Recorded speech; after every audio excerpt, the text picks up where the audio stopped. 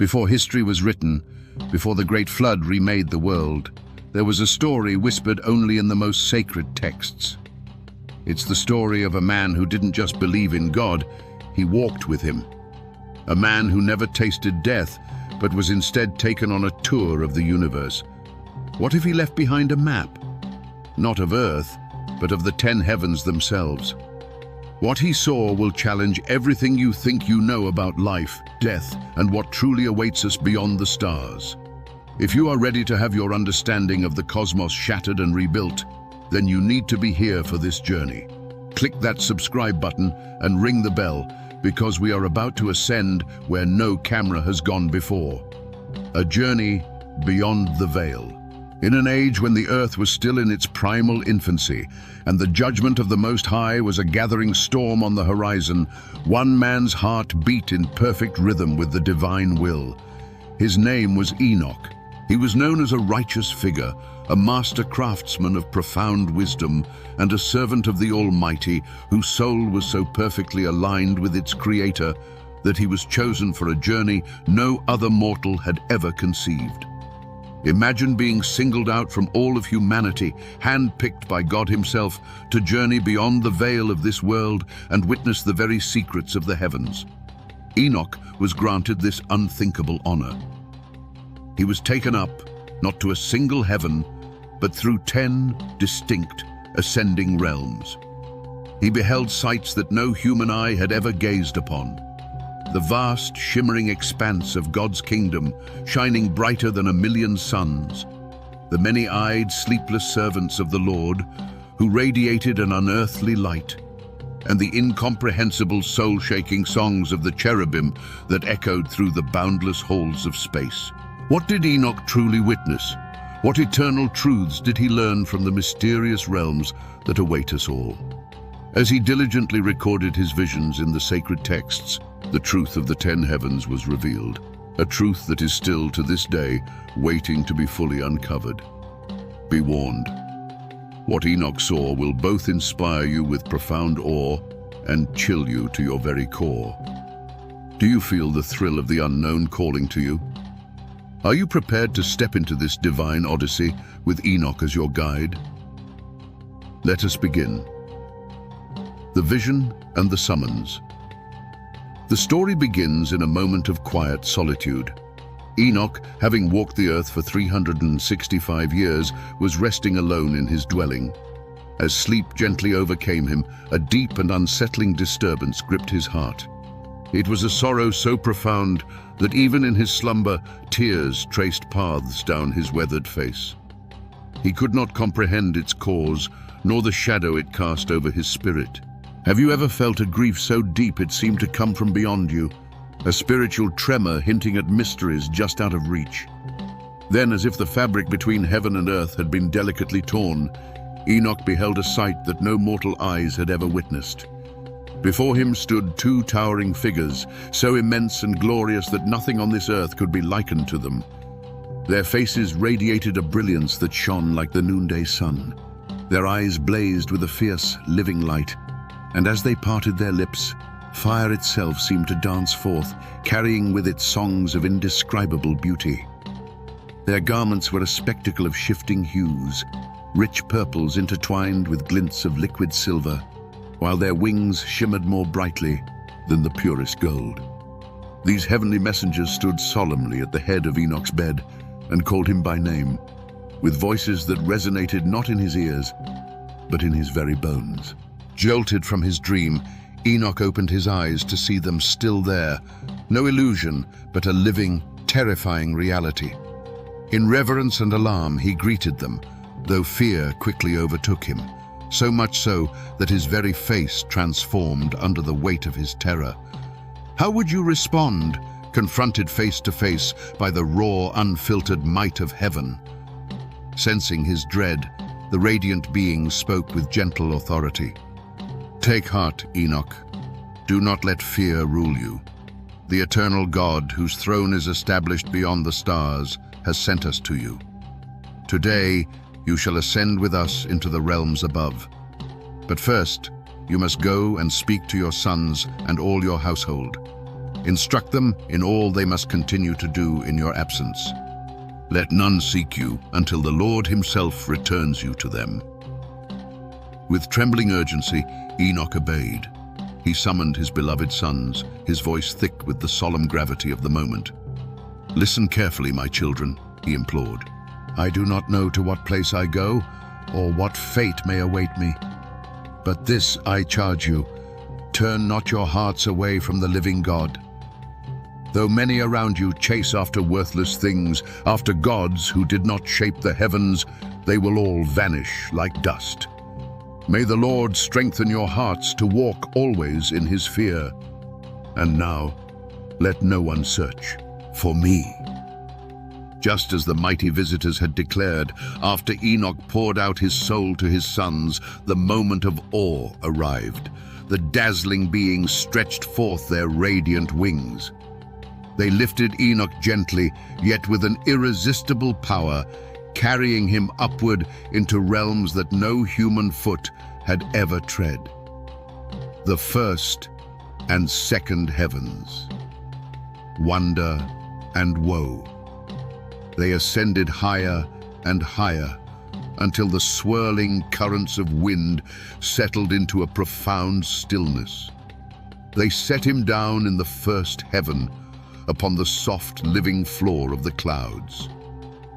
He looked up and beheld a vast expanse of ether, and below him a celestial sea so great it dwarfed every ocean on earth, its depths glimmering with colors no mortal has ever named. Here he was introduced to the 200 angels tasked with governing the stars, and he saw the vast treasure houses of snow, ice, and dew. Mighty angels stood vigilant over these terrible storehouses, their faces set with solemn purpose, managing the flow of heaven's chill breath. But the journey was not all splendor. The angels bore him higher still, to the threshold of the second heaven. As soon as his eyes adjusted, Enoch's heart recoiled. Here, a darkness reigned, so thick and utterly oppressive that it seemed to swallow all light and sound. It was a tangible gloom that clawed at the edges of his soul. Within this abyss, Enoch beheld a sight that chilled him to the marrow. Countless prisoners, bound in torment, suspended by unseen chains in silent horror. They were watching, waiting, their hollow eyes fixed on some distant, inescapable judgment. Among these captives were angels themselves, but they were twisted into shapes as dark as the void that enveloped them. Their very presence radiated despair, and they wept ceaselessly, their mournful cries echoing through the cavernous darkness. A sorrow so profound it seemed to shake the very fabric of that realm. Stricken by both fear and compassion, Enoch turned to his guides. "Why," he asked, his voice trembling, "are these wretches tortured without end?" "These," the heavenly escorts explained, "are the apostates of God. They are the ones who scorned his commands and chose to follow their own counsel, pledging themselves to their prince, who even now lies bound in the depths of the fifth heaven." Moved by a profound pity, Enoch watched as some of the weeping spirits strained toward him. Astonishingly, they saluted him, and with voices raw from endless weeping, they implored, "Man of God, intercede for us. Pray to the Lord on our behalf." Humbled by their plea, Enoch could only respond, "Who am I, a mortal man, that I should pray for angels? I do not even know my own path, or who might pray for my own soul." The encounter was a chilling lesson. Even beings born of light can fall into a shadow from which there may be no return. The third heaven, paradise and its terrible opposite. Then, once more, they ascended, leaving the sorrowful darkness behind. They placed him gently in the third heaven, and his senses were overwhelmed with a beauty beyond any dream. He looked down upon landscapes so richly adorned that no earthly garden could ever compare. Everywhere, celestial trees burst forth with fragrant, glowing fruit, and the very air throbbed with a joyful, perfumed melody. At the very heart of this divine orchard stood the magnificent tree of life. Its form was like no tree of earth, gleaming with gold-like splendor, deep vermilion, and a living fire that played upon its leaves. This, he was told, was the sacred place where the Lord himself rests when he enters paradise. From its base flowed 4 springs, sending forth streams of honey and milk, which then branched into gentle rivers of oil and wine, flowing down to sustain the Garden of Eden on earth. It was a place of perfect life, untouched by decay.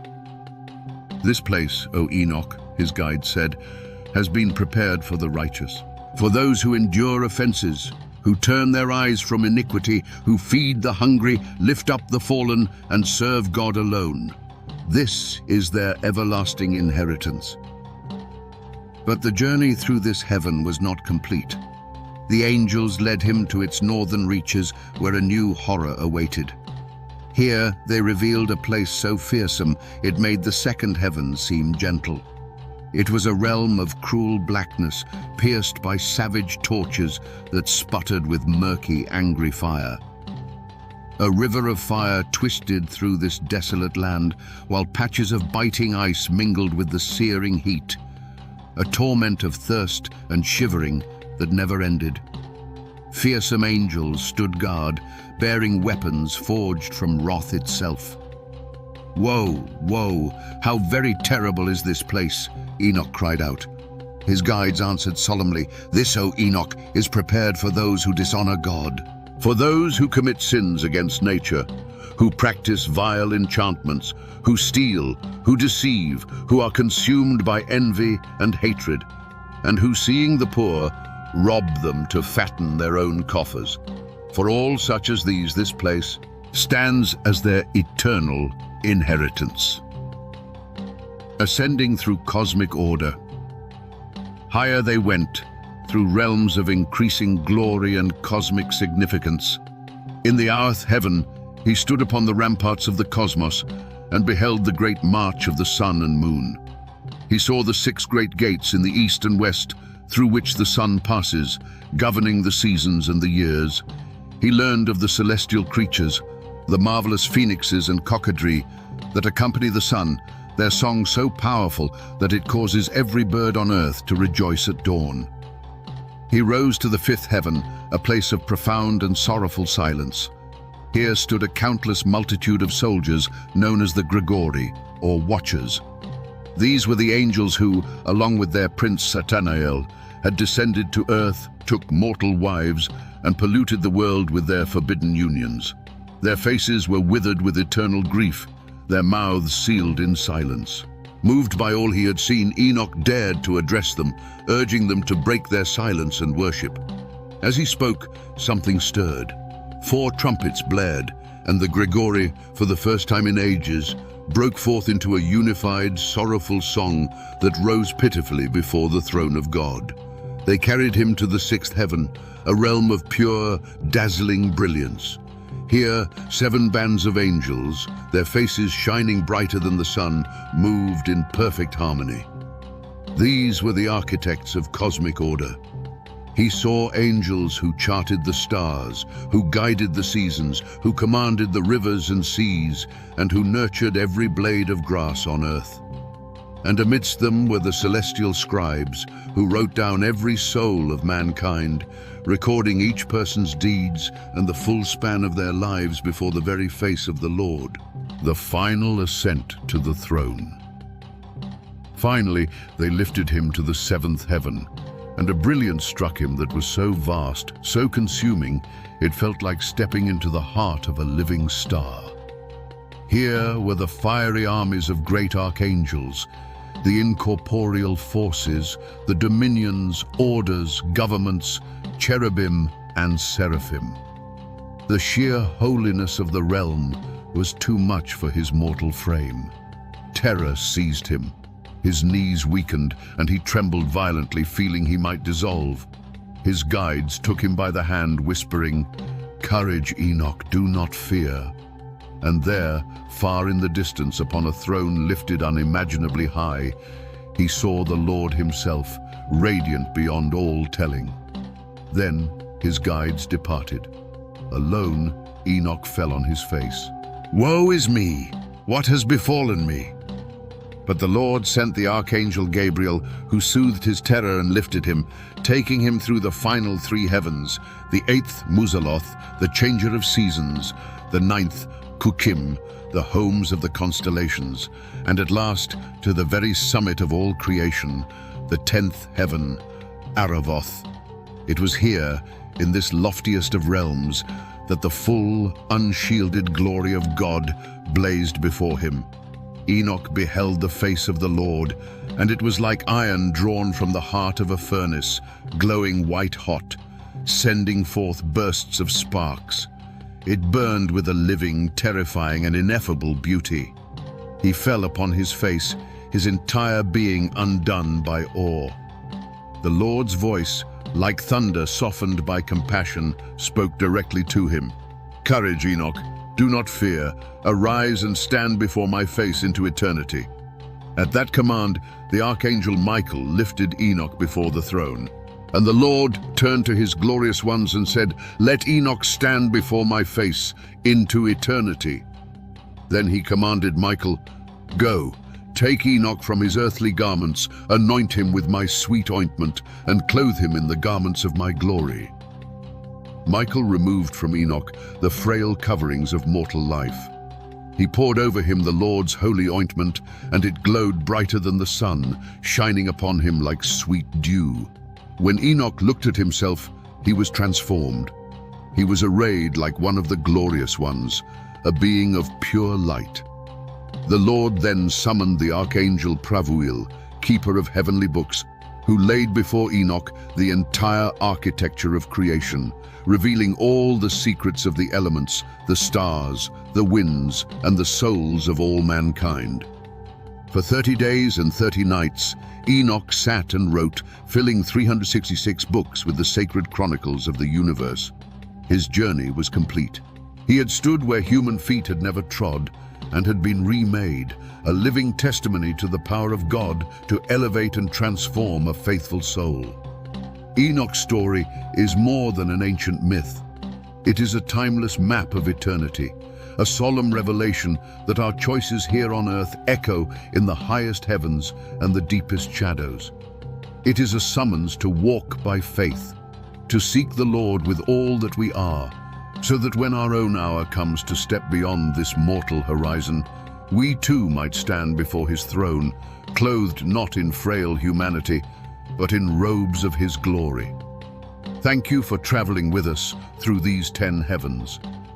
If this journey has stirred something deep within you, we invite you to like, share, and subscribe so that together we can continue to explore the hidden wonders of God's Word. Now, we have a question for you. If you could ask Enoch a single question about his incredible journey, about any of the heavens, the beings he met, or the secrets he learned, what would it be? Drop your question in the comments below. Let's explore these wonders together. Shalom, beloved.